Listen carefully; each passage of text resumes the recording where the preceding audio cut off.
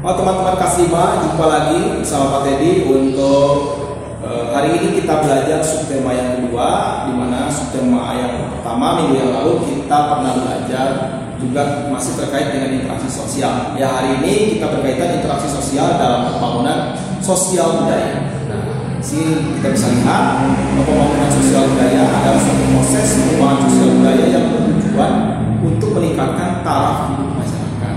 Lalu pembangunan sosial budaya itu dilaksanakan dalam berbagai aspek, itu antara lain contohnya adalah bidang bahasa sebagai identitas bangsa.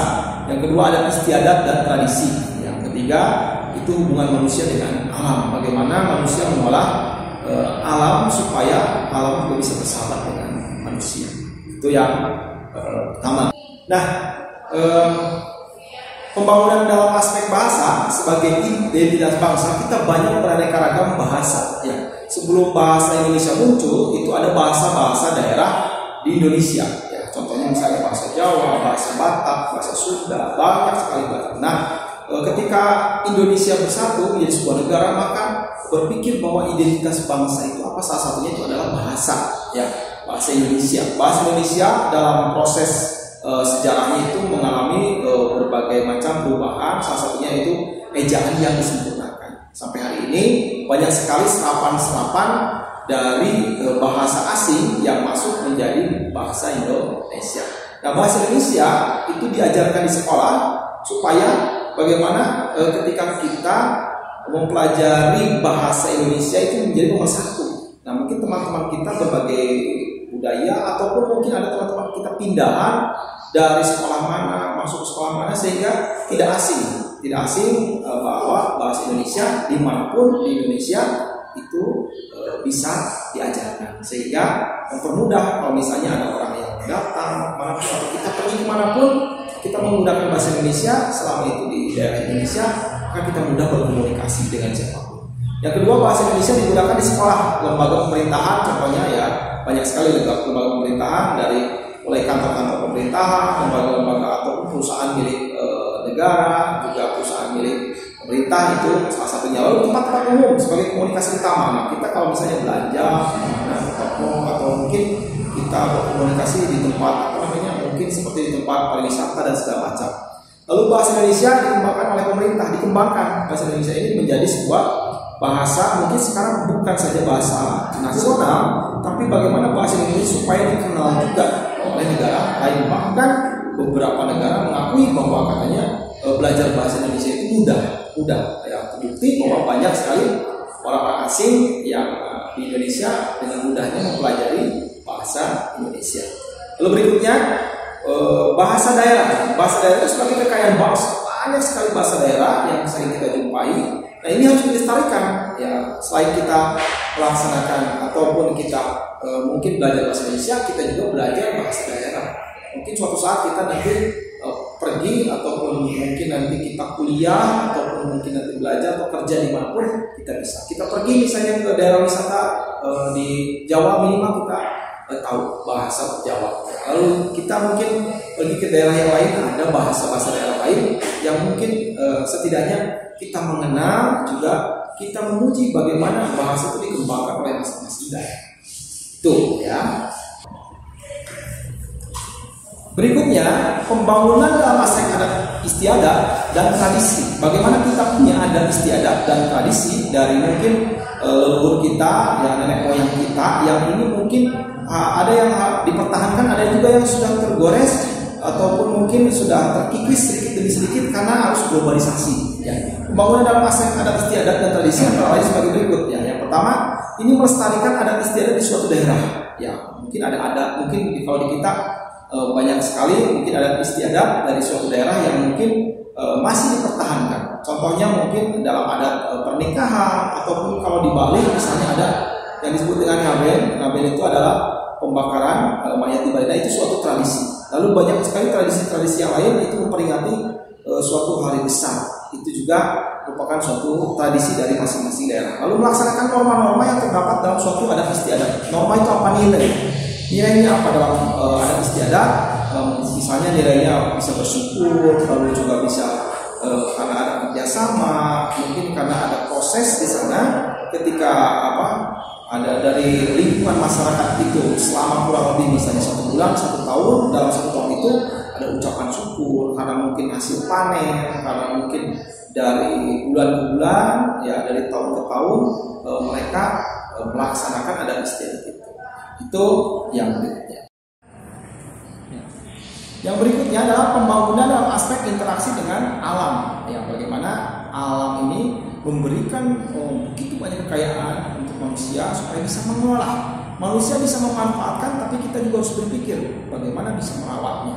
Ya, itu sampai hari ini masih banyak sering terjadi karena peristiwa alam itu menyebabkan banyak sekali kerugian karena mungkin awalnya dari ulah manusia ketika memanfaatkan alam ini dengan merusak, ya ketika sudah diambil misalnya barang tambangnya ataupun sudah diambil tanahnya segala macam, tidak berpikir resikonya itu apa. Nah, mungkin di sini pembangunan dalam aspek interaksi dengan alam antara lain salah satunya mengolah sumber daya alam. Kita mengolah apa? Contohnya, misalnya kita mengolah tanah mana yang digunakan untuk pertanian, untuk pemukiman, ya mungkin untuk ladang, untuk hutan. Nah, itu bagaimana sebagai fungsinya itu bisa digunakan sehingga jangan sampai semua area bisa digunakan pemukiman lalu ketika hujan daya resapan airnya di mana?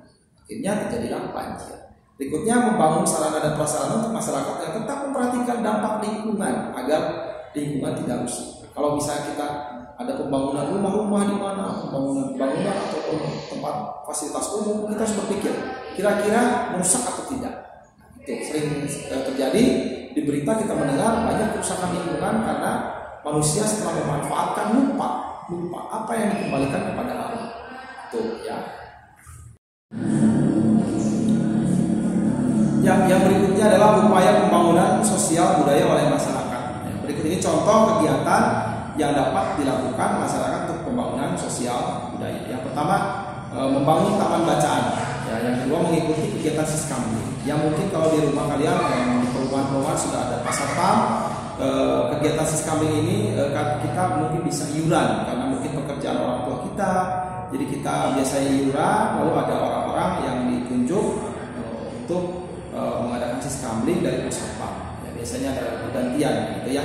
Lalu berikutnya ada mengikuti kegiatan gotong royong. Banyak sekali ya di masyarakat kita kegiatan gotong royong di sekitar lingkungan rumah kita. Berikutnya turut serta dalam organisasi masyarakat. Banyak organisasi masyarakat di sini mungkin organisasi-organisasi yang bisa membangun dalam budaya masyarakat. Berikutnya mengikuti pelatihan-pelatihan keterampilan. Ada di antara mungkin kita sekarang pelatihan sekarang apalagi dalam pandemi Covid itu ada pelatihan keterampilan, misalnya seperti contoh kalau yang online sekarang terjadi itu ada prakerja bagi mungkin kakak-kakak kita yang baru lulus kuliah ataupun yang mendapatkan kerja, itu ada pelatihan-pelatihan di situ ya. Lalu mempromosikan tempat wisata kepada masyarakat luas. Itu kadang-kadang kita mendapatkan foto, di mana nih fotonya bagus sekali. Ya, itu mempromosikan tempat wisata. Mungkin ada hal yang baru dari tahun ke tahun. Ya. Berikutnya upaya pembangunan sosial budaya oleh siswa. Apa saja yang bisa kita lakukan? Ya, salah satunya adalah mempelajari tari daerah. Ayo, nanti kita tes. Tari apa saja yang pernah kita pelajari? Ya, tari daerah. Menyanyikan lagu daerah. Ya, silakan. Pastinya kamu salah satunya bisa. Yang berikutnya memainkan alat musik daerah. Alat musik daerah, ingat ya. Lalu ikut serta dalam kegiatan pelestarian budaya. Apa saja pelestarian budaya? Banyak ya, banyak pelestarian budaya. Mungkin kita menjadi duta, misalnya salah satunya pelestarian duta itu bangunan, misalnya ataupun pelestarian budaya dalam seni ada banyak sekali ya. Berikutnya menggunakan bahasa Indonesia dalam percakapan. Di sini dalam konteksnya bahasa Indonesia dalam konteks ejaan yang disempurnakan. Mungkin seringkali kita banyak sekali bahasa-bahasa yang kekinian, tapi hati-hati ya. Bahasa kekinian itu apakah sudah sesuai atau tidak? Ya, jadi itu PR kita ya. Disinilah PR kita yang mungkin setiap hari salah satunya adalah bahasa, penting sekali. Yang lain-lain mungkin kita bisa pelajari di waktu kesempatan yang lain. Pelajaran tema-tema yang sebelumnya ataupun yang akan datang pasti juga akan pelajari salah satu budaya daerah itu ya. Nah, sekarang menurut pendapat kamu apa yang dapat dilakukan seorang siswa untuk mendukung pembangunan sosial budaya budaya dalam aspek bahasa. Ya, coba dipikirkan. Ya. Pikir-pikir, silakan. Kira-kira apa? Ya, berdasarkan pertanyaan ini. Berikutnya, interaksi dalam bidang pendidikan. Interaksi, ya, kita pernah belajar di tema sebelumnya tentang interaksi sosial. Nah, manusia itu makhluk sosial yang sehingga manusia akan selalu berinteraksi dengan manusia lain. Mungkin kita bisa hidup sendiri, ya. Dalam kegiatan berinteraksi tersebut ada interaksi dilakukan dalam bidang pendidikan. Ya.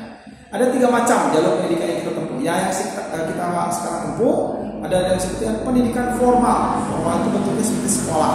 Nah, kita sekolah formal, resmi, yang diakui sebagai lembaga yayasan, juga diakui oleh pemerintah. Lalu berikutnya ada pendidikan non formal. Contohnya ada les musik, yang di luar mungkin pembelajaran atau PJJ di sekolah saat ini. Pendidikan informal atau pendidikan di keluarga.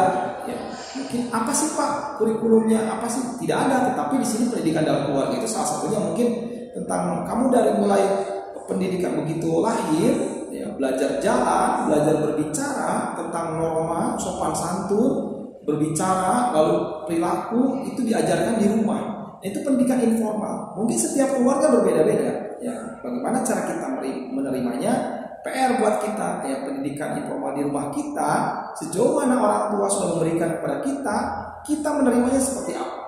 Mungkin ada yang bisa menerima langsung. Kadang kita suka menolak. Nah, yang suka menolak ini, ya, mulai hari ini kita mendengarkan nasihat dari orang tua, juga mendengarkan apa yang menjadi harapan dan cita-cita orang tua itu untuk kita itu sebenarnya baik.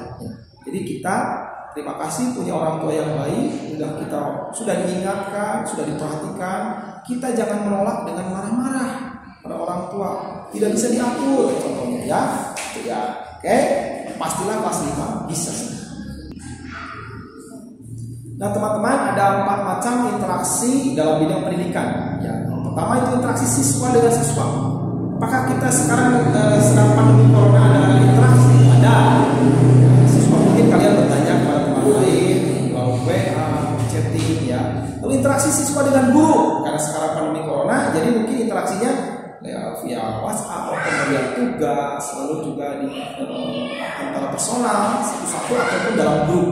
Berikutnya interaksi siswa dengan sumber belajar. Sumber belajar kita macam-macam. Apalagi di pandemi corona ini, sumber belajar kita itu banyak, bukan hanya buku, bukan hanya guru, tapi juga media-media lain bisa digunakan. Baik itu media video, ya, bacaan, cerita, dari Google, dari YouTube, banyak sekali, ya.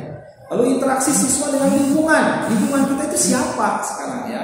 Lingkungan kita siapa? Ya, karena kita itu walaupun di rumah, karena kita pegang handphone, kita punya lingkungan lain di handphone. Hati-hati.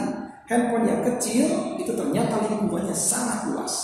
Nah, hati-hati ketika kalian, mungkin Pak tadi juga beberapa pernah cek, lihat handphone daripada teman-teman yang kakak kelas 6, lalu kelas 5, ternyata banyak sekali interaksi selain dari grup kelas 5. Ada grup game, ada grup siapa, ada grup saudara, belum lagi ditambah kalau misalnya interaksi itu di dalam handphone, misalnya di media sosial seperti misalnya di Facebook, Instagram, itu kan banyak sekali. Nah, dari satu barang yang kecil ternyata kadang-kadang kita dari lingkungan sekitar rumah itu kadang-kadang lebih jauh, padahal kita lebih dekat yang ada di handphone. Jadi yang jauh menjadi dekat, yang dekat menjadi jauh. Nah, sekarang mulai hari ini coba bagaimana kita mengendalikan diri, ya, penggunaan handphone yang positif untuk belajar, tapi juga dalam penggunaan yang mungkin menurut kalian, ya, banyak main gamenya Pak, tapi sedikit-sedikit kalian bisa mengendalikan.